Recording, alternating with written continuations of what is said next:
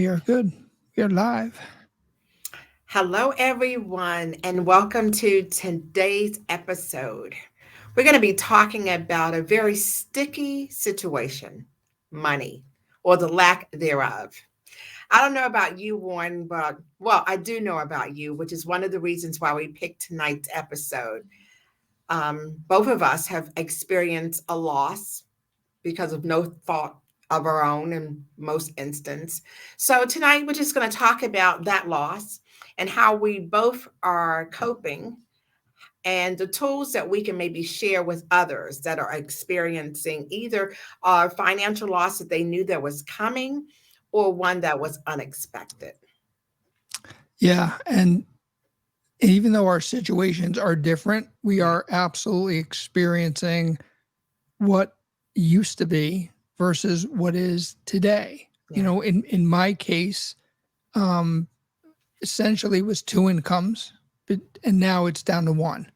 And when you plan and you think and you budget and you expect, and then in a heartbeat, it's gone, and then it's a complete shock to the system, right? But then it throws you into this turmoil because you're trying to figure out what's next. Like, how did I don't necessarily even understand how I got here, although I kind of understand how I got here. But now that I'm here, what do I do? Right. And it takes, I think, in my case, time to process it and say, okay, we were here. Now, what does it mean, right? Because it's a tangible thing. It's really tangible. It's day to day. What do you do? Like, how do you shop, and how do you pay your bills, and how do you put gas in your car? And it's everything that. It's not that you didn't think about it before. You're always thinking about money. It's always part of your life, and you're always thinking today and tomorrow and next month.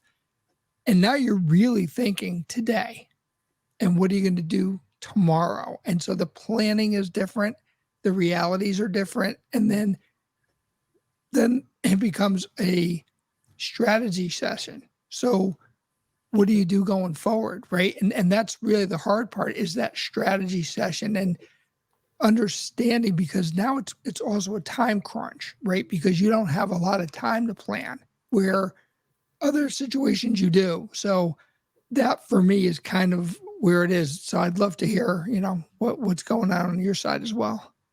It's so interesting because you said we didn't plan for it. And unfortunately, when it comes to finances and money, normally most of us lack the 6 month rule of having 6 months reserve. Yeah. Hopefully, I'm glad if I have 6 weeks, 6 day reserve. Right. And so that's probably point number one. Our poor planning, like you said, the strategy, the poor planning of money. Right. Some of that, or most of that, is handed down through our parents. Don't you think, in Oh, a way, how they 100%. spent Yes. money, Yep. how they talked about money or failed to talk about money? Yet, as we become adults and we have our own thing, then it's our own thing that we have to claim. And we can't say because mother said or father said. My situation is I knew it was coming because I was forewarned. However, when it came less than what I anticipated, much less Much than less. much less. And it's interesting because I've left jobs before and I've had nothing. This felt different. And maybe because part of me, I was unable to control it. When you leave a job and you decide to quit, or Yep. you can control your movements and you can decide, I'm going to leave it with nothing. And so this time it felt so different because it was the first time, actually, honestly, as I'm thinking about it, it was the first time I had a reduction. What do they call it? RIF? Not, that's a reduction in force, though, RIF, right? Right. Yeah. But it was the first time in my whole working career that I had a reduction from 100% to 25%. And there's no way to anticipate that and to budget for that is so significant. It's one thing if they come back and say everyone's losing 10% next year because we're cutting. Okay, 10%, that's a night at the movies, or that's not going out for dinner one night. 10% is manageable. Right. 75% is just, you might as well take it all, because it's kind of almost in that same, you have the life preserver, but it's hard. Huge. Yeah. And so when I initially knew it, because I was privy to some things, so I knew something was coming. And when I initially thought it would be a graduation of maybe, a downward kind of thing, I didn't know it was going to go swoop. Boom. We're going to put some grease on this thing. And then I don't fault, because again, when it happened initially, I thought about the stages of loss or the stages of grief. Yep. Anytime we give up anything, anytime we lose anything, there's a process.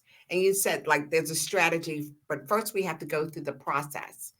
And it was shock and denial. Are you kidding me? Right. Like, are you kidding me? I was so unprepared for this.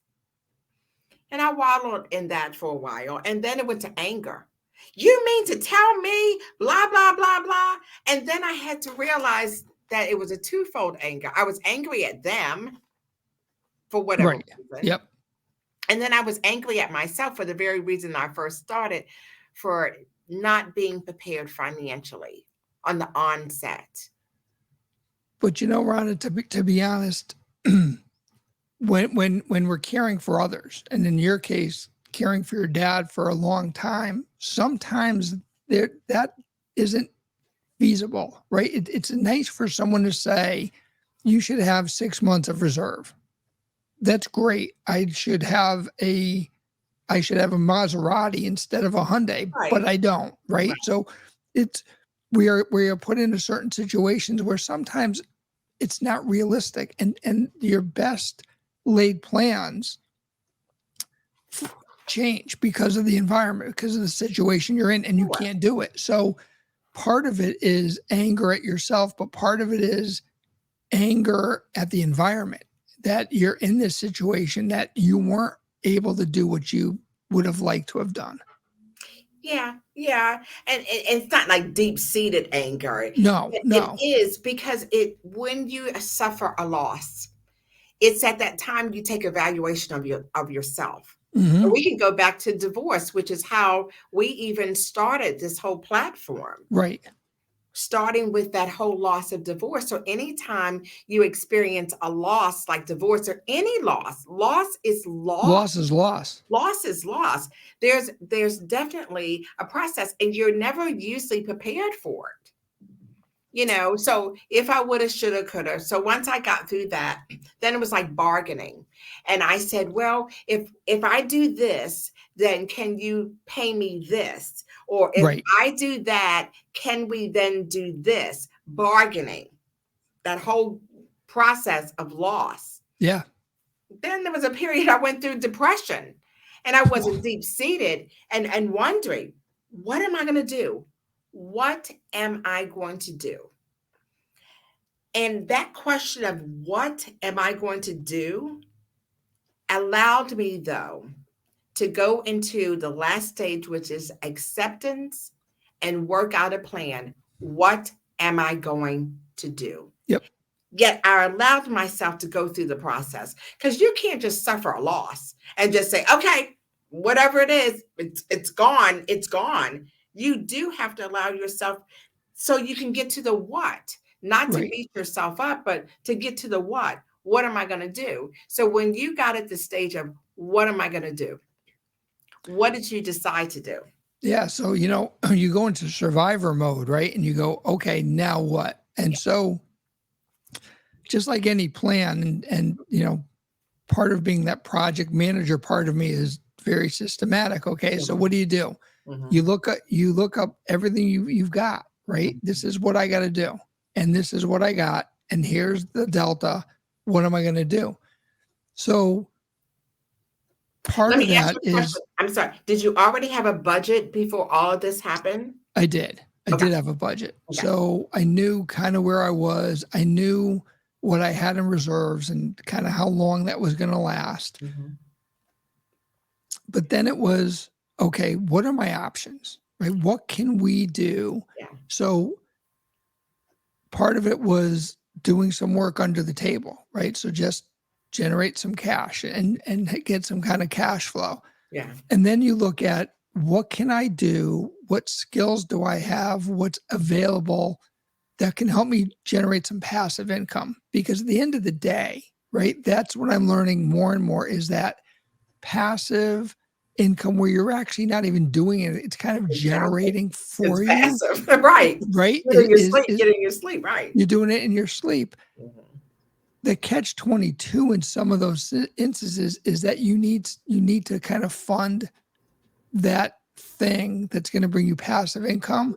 So you want to do it, but you don't have the resources to do it. And so that's kind of the struggle. And so right now I'm kind of in that phase where we've got some cash flow coming in, Mhm. and then we're also looking at those passive opportunities.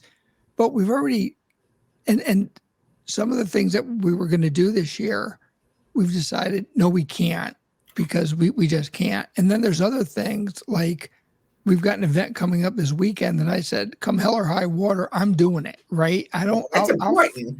I'll figure it out. Right. Right. But then there's other things that you just say, nice to have, maybe next year. Let's plan to get there. But that strategizing of let's do this. And I think, your analogy going back to divorce is relevant, because you're knocked down, Yeah. and now so now you're into survivorship, and how do I climb out of this? And Mhm.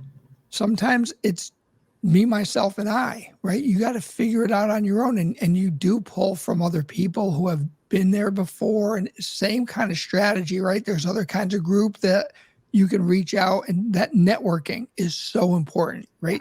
Networking is huge. And I don't think people give enough credit to the power of networking, but people are out there and they're doing stuff and they're figuring it out. And you know what?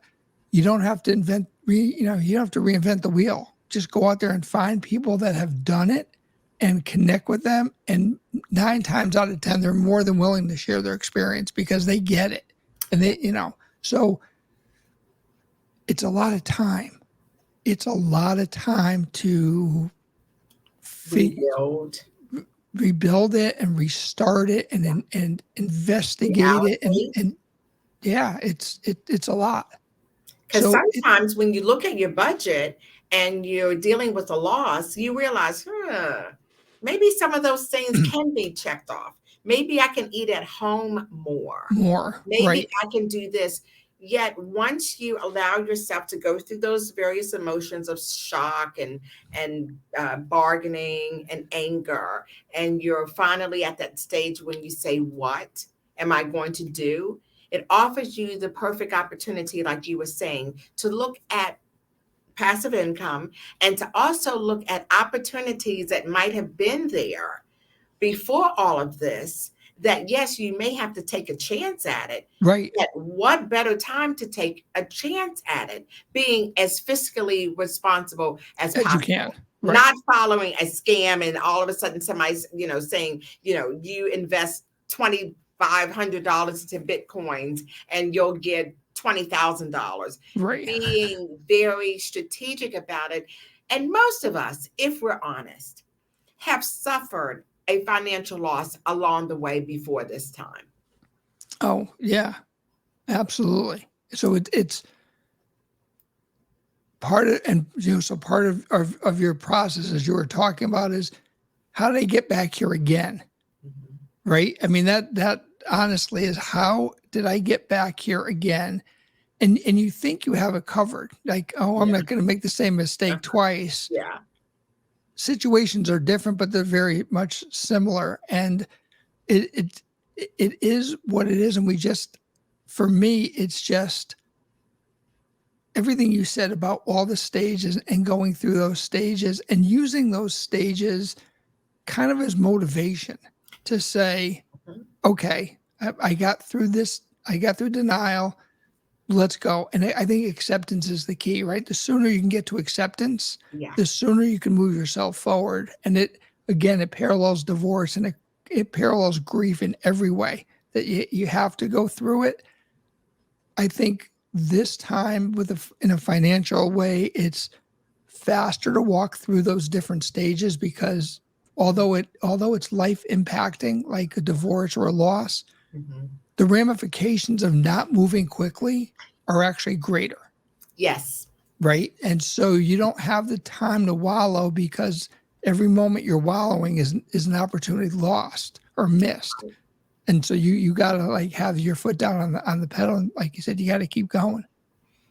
And take that chance. Again, I'll drive home that if you're going to take any opportunity when you're suffering a financial loss, sometimes that's the best one, as long as you can still cover your necessities. Right. Maybe take $1,000 if you get a severance or something like that. Just be very smart and be unafraid to say, what can I do?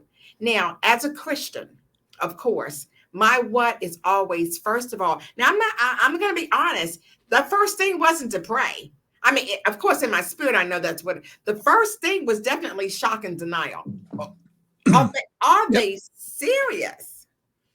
And then, yes, Rana, they are serious. This is going down, and it's going down like they say.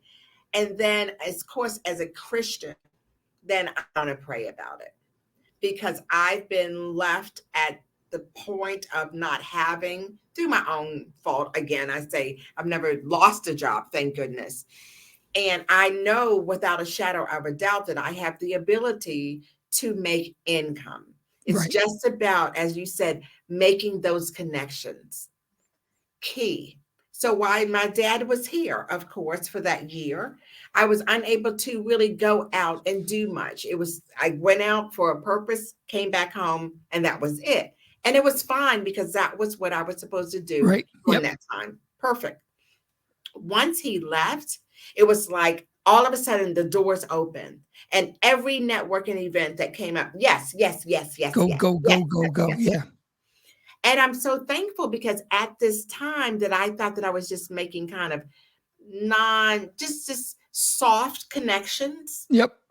by me being there and networking, I'm now affiliated with 2 nonprofits. So the money that I am now missing, in hopes in 2 months or so, it won't be immediate, it will be replenished. Right. And I'm even going to claim, 10 times fold that. And sometimes loss has to come. It has to come. Loss is just a part of life. Yes. It will always come in different forms.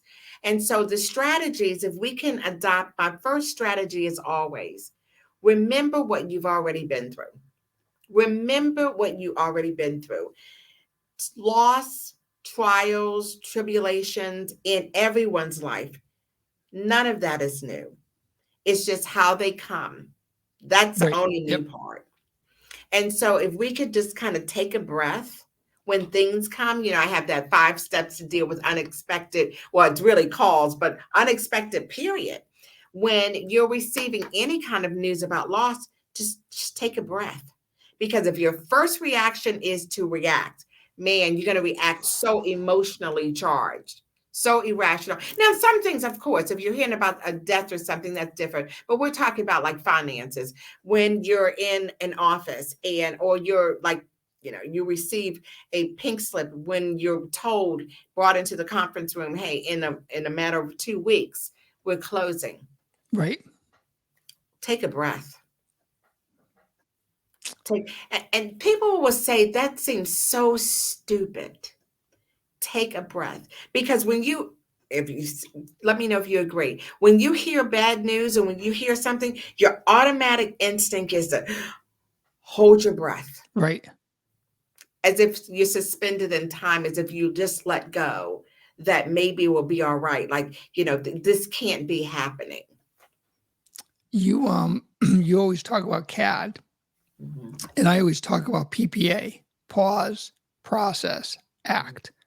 Mhm. It's no truer than what the situation you just said, because so many people, their mind kicks in and they just have this anger, Panic. above all, panic, right? Oh my, and it's instant and it overwhelms your mind. And it's easy to sit here and say you have to pause and you have to breathe. But you're absolutely right. If you don't get your emotions under control in that situation, it can be a very bad situation. And it's not a situation you can usually fix. Once those words come out of your mouth or once those actions happen, man, it is bad. But I will always also say to you, Rana, that, one of the hard, and we haven't had to do this, but I know people who have, and that is take advantage of what services are available in your town. So it could be it could be a food pantry. It could be a free meal. It could be whatever it is. It's hard to, it's a pride. Then it becomes a pride thing, right? Oh my God, I can't, but you have to live and you have to have nourishment and you have to take care of yourself. And so if a food pantry is an option for you, do it. If you normally go to Macy's to shop and now you're shopping at Goodwill, it's okay because it's still clothes that are going to be on your back. And so eating your pride is a hard part of this equation where it may not be as forthright in like a divorce or a loss of a family member. But when your pride is chopped at, that's a harder thing. But it's also a teaching lesson because it really defines who you are, right? If you can do that and you're willing to do what it takes to support yourself and your family, that says a lot about you. That says more about you than going to a friend and saying, hey, can I have $50? And there's nothing wrong with that. People do it all the time, but it kind of, when I'm in the trenches, right? Whatever it is, I want to be in the trenches because I gravitate better when I'm like really down than if it's if I'm not fully down, then I think, oh, tomorrow's going to be better. That's when my procrastination kicks in. Okay. And that's the worst thing for me is over the years, I've learned to manage my procrastination and really put it behind me. So I'm not the procrastinator I used to be, but mentally, I know what I have to do to not procrastinate, and not looking for those scapegoats is one way that I avoid my procrastination. Because if I say tomorrow, I'm going to do it tomorrow, or I got another week to work. No, you got to do it now. And I think that's when it's a financial thing. I think that's the key is you have to do it now because you don't know what could happen tomorrow. And so the more prepared you are, and the more thoughtful you are in your planning, the better off you're going to be when those opportunities present themselves. Okay, I'm going to throw a monkey in the wrench because I like to You always do. I always do. You always do.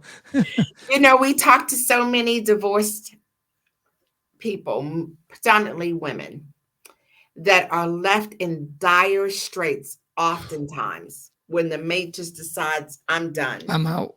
Yep. Or when the woman leaves and she knows that she can only leave with what she has. Yep. The man freezes bank accounts and everything like that. So what is like two things that you would say to a man or woman who is unable to prepare, who thought their lives were going to be spent with a husband or a mate that would support them financially? And all of a sudden, so many times we've been in the rooms with women predominantly, and that has happened. So what is, from your perspective, what is two tips that you can say a woman is listening to this, a woman or man, because we've had men too. Yep. And they're like, look, all that sounds good, yet I have nothing. I don't even know where to start. When I'm asking what, there's no answer. What do you think are two strategies? Well, I think strategy number one is family. If you have family, that you can count on. And it doesn't have to be immediate family. It could be extended family, right? But if there's someone that you are close with or a close friend who can take you in and help you during your downtime, that's obviously the key. And then it's, you know what, for me, it is start knocking on doors, right? Go to any store, go to a grocery store, go to a Burger King, go whatever. Hey, do you have any opportunities? Right? Because for me, it would be a huge step back if I worked minimum wage. But you know what? Minimum wage is something, and it starts to provide for me, and that starts building your confidence back, right? When you get that first paycheck, you don't look at the amount of the paycheck. You look at the fact that you got a paycheck. Okay, this is good. This is a start, and then you have a foundation to work with. But I think encircling yourself with people that you trust and that you can count on is key, because that gives you a little bit of peace of mind that you've got something around you and you're not in your car, right? Or you have something. So again, for me personally, it comes down to pride. Like, I've been there. I've had to do that before in my past, so I understand what that feels like. It's not great, right? But it's the opposite end of the spectrum for a lot of people. But it is at least a stepping stone to get you back to where you want to go. I'm talking to a woman who's been a very, very abusive, narcissistic relationship, and she literally walked away, and she stayed at a shelter, and she's been in a shelter for a while, and now she's coming around. She was able to get her own apartment finally because she had some money. She's the example, right? But it's survival mode. She said, I went into survival mode. You know, the police set me up with this women's shelter group, and they took me in and they helped me, and they what we talked about earlier, networking. They networked her with people that could help her, and slowly but surely, if you saw her 6 months ago versus today, you're like, oh my God, the mind and the body are pretty incredible, and we're a lot tougher than we think we are. There are times when we're vulnerable and it hits you, right? And you, oh my God. Yeah. But the fact that you keep going every day, and that's the motivation. Just, I got to keep going. And it's not only just for other people around you, you're doing it for yourself, right? You have to do it for yourself. And then everybody else around you begins to benefit. But once you start getting your self-esteem back and you start understanding, you're going to figure it out. We're all going to figure it out.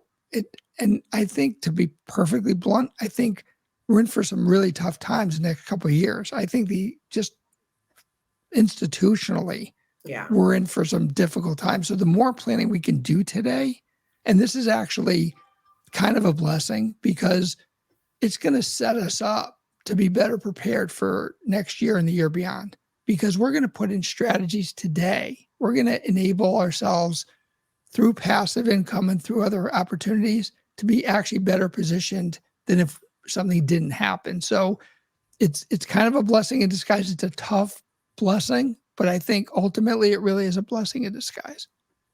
All right, here goes devil's advocate. Yeah, it is. But hell, my husband has left me. I have nothing. I have babies.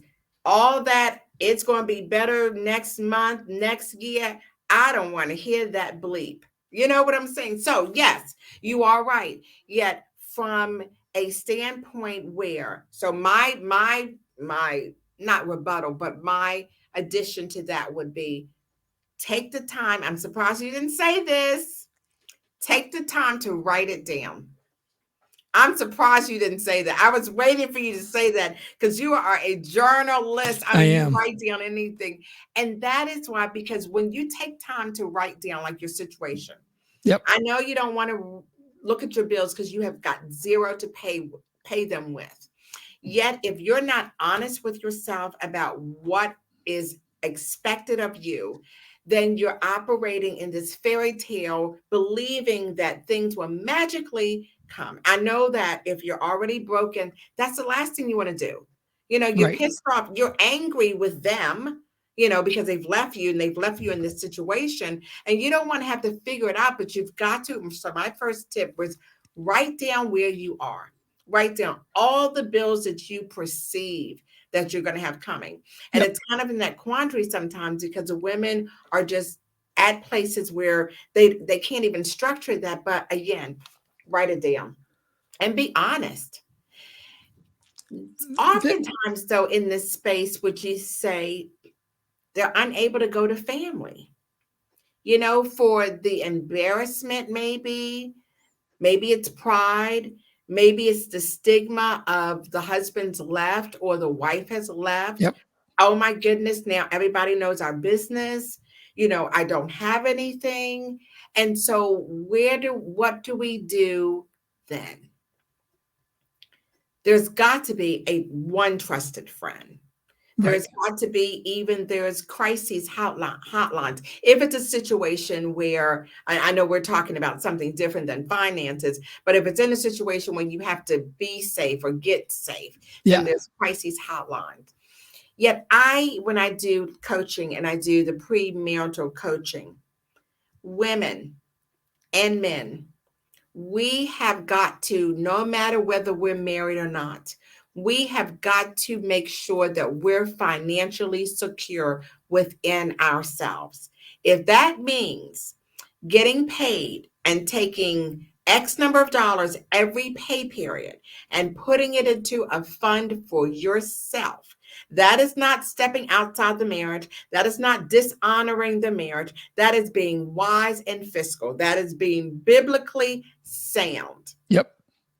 I couldn't In a agree more. marriage, you've got to protect your assets, because the whole goal and the whole hope and the whole prayer is that marriages last forever. However, 60 to 70% of marriages end by the women initiating them. So that means like 32% or whatever, 30% stay.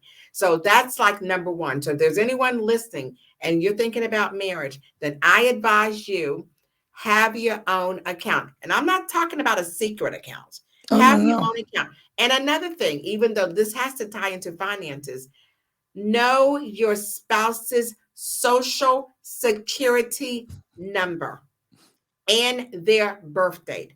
Yep. You know their birth date, the year, just don't know the date, the month and the year and the day.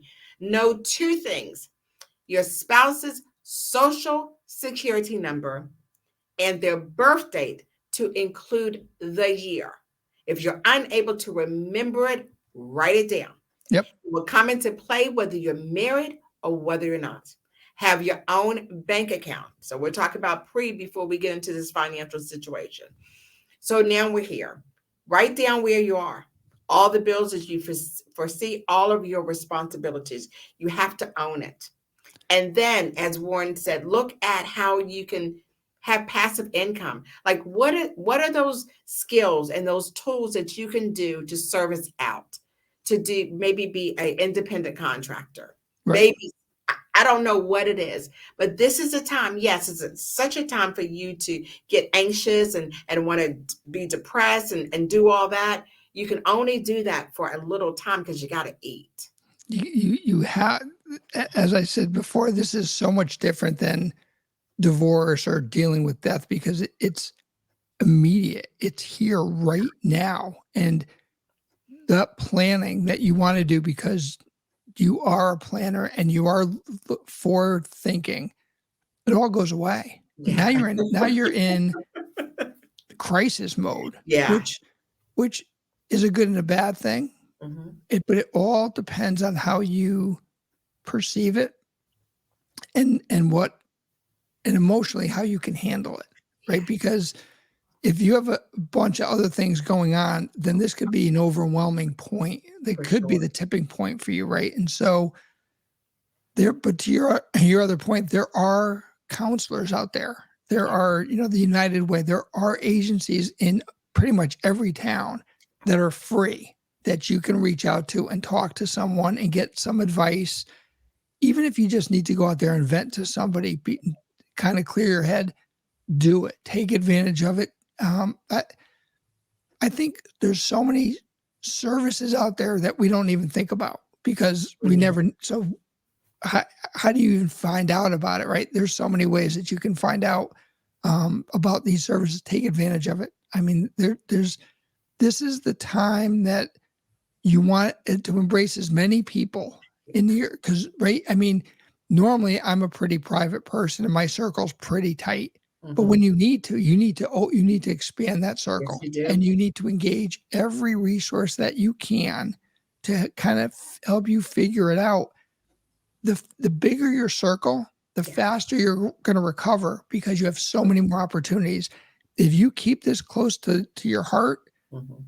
you're not going to solve the problem because you have no way by yourself to get you out of this. You need that support system around you. And even if you don't have a lot of family, you don't have a lot of friends, you Mhm. don't need them. You need people who are trained to do this and can help you.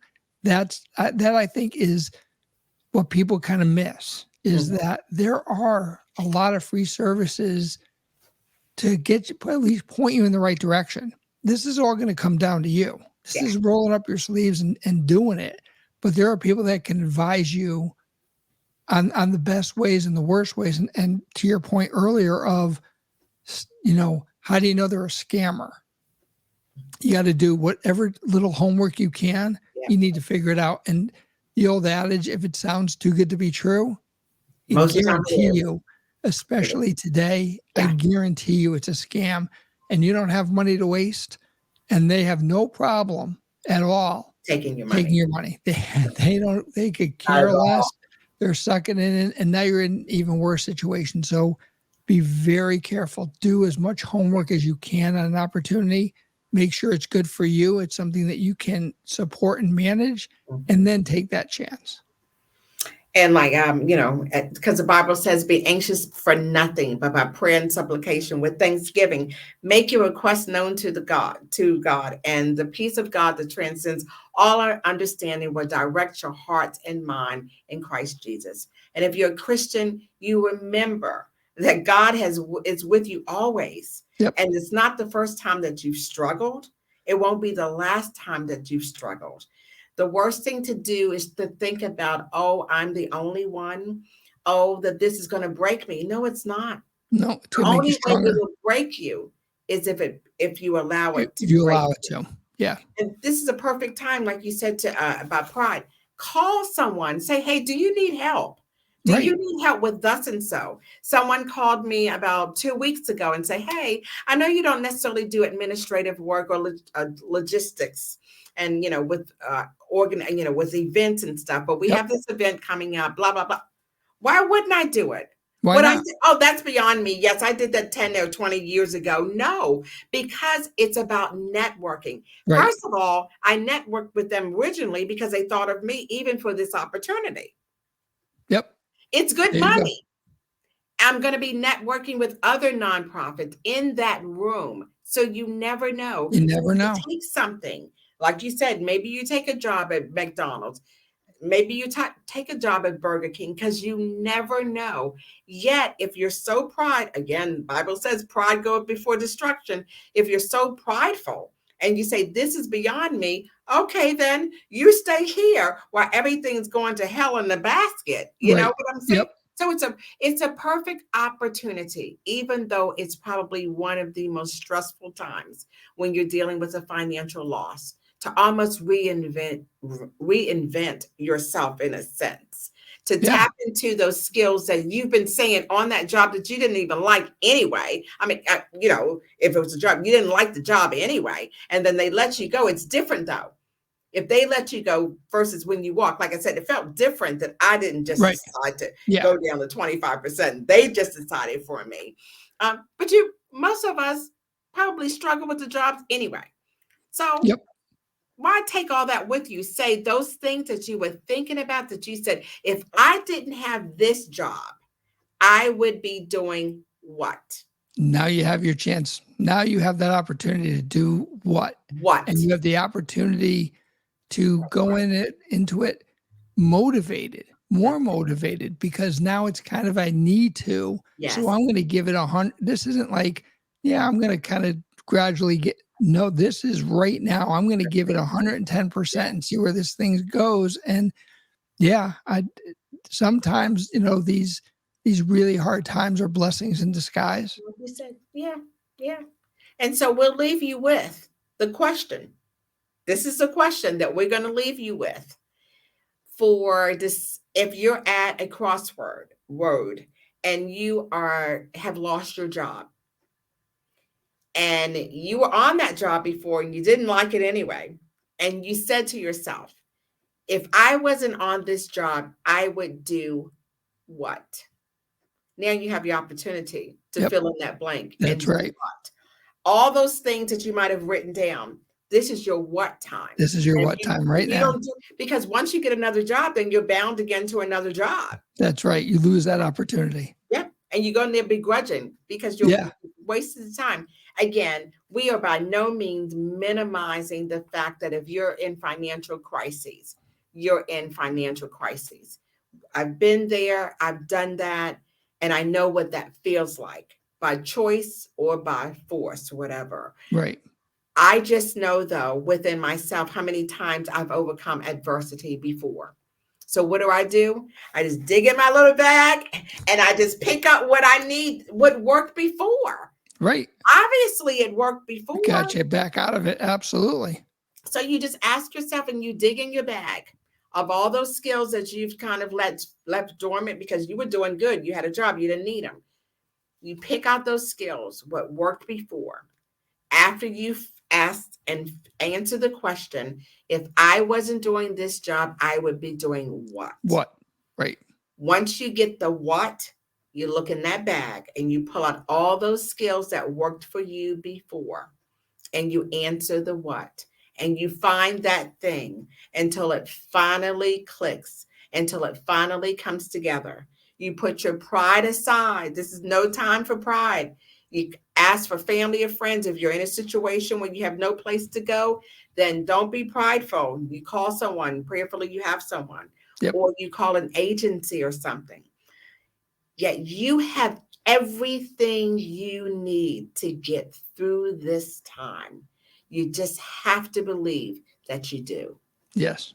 I couldn't say that any better, Ron, because we are so much stronger than we think we are.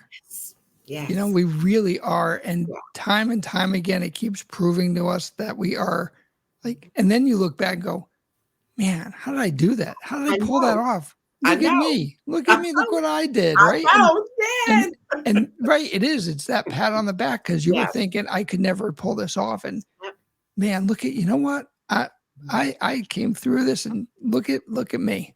You did that. You did that. Yeah. And now, and now you become the role model for others. That's right. Right. And there's a lot to that as you pull yourself out and others see the struggle you were in. Now you're inspiring others at the same time who may be facing that. And they're going, you know what? I can do this. So that's the other side of it. Once you do come out of it or you're starting to come out of it, let people know because it actually is a good thing to say, here's where I was, but guess what? Here I am now. And you say that with a smile and a little bit of chip on your shoulder and go, I can do this. I can help you. I'm going to show you how. And that just keeps inspiring others. So that's part of it too, is do it for you, do it for people around you. We're all going to make it. We're going to get through this. And like you said, again, and don't be so prideful that you keep it to yourself. Yeah. That you're in a room and people are struggling financially. And like, I always said to you, woe to me if I live my life and don't share my struggles and what has worked and whatever. Woe to me. And I hear other people talk about the same thing and I'm sitting up here, oh, well, I got through that. And so, once you learn that, you teach it to others. You pay it forward. And that's how you have an impact. It's like financial literacy that you're teaching people, financial literacy. Yep. And so I just want to make one point. If you're in a situation now that revisit your budget, if you have a budget, I hope you have a budget. First of all, if you don't have a budget, all you have to do, you don't have to get any fancy software or anything. Put everything in Excel. Anybody can work Excel. If you don't know how, ask someone. Put everything simple. What you make at the top, all of your bills, what they are and how much they are. So it's just automatically being deducted from the top number, which is what you're putting in. And you do that every 2 weeks because most people's bills vary from every 2 weeks. First of the month is like the first, car payment, rent, and those kinds of things. And that's your budget. Doesn't have to be very complicated. No. And once you start seeing negatives, then you need to revisit how you're spending your money. Most of us spend a lot of money just wasting it. Fast food. If I didn't go to fast food, I could probably save about $50. I bet you right now I won't be going to fast food. I bet you my granddaughter came over. I said, we're having pancakes and sausage. Yep. It was like 3:00 in the afternoon. But you become creative because all of us want to get to the point that we're financially at least able to take a breath. That if we do lose a job, if our mates do leave, that we're not so financially destitute that we have nothing. Right. Yep. Yeah. All right. So your question is, if I wasn't on this job, what would I be doing? And do that. Yes. Yeah. Well, we thank you so much. It's been a good time. I have no idea what we'll talk about next time, but it depends on what our life is like, right? Absolutely. Hopefully it'll be in about a week or so. And please share your comments, tips and tools that have worked for you. If you have any kind of agency or resources too that you can offer to our viewers, please drop it in the comments. Or if you'd like to be connected, talked about connections, collaborating, please just hit us up and we'd be glad to reach out and make some connections here. Sounds good. Yes. Thank you everyone for listening. Thanks everyone. Till the next time. Bye now. Bye.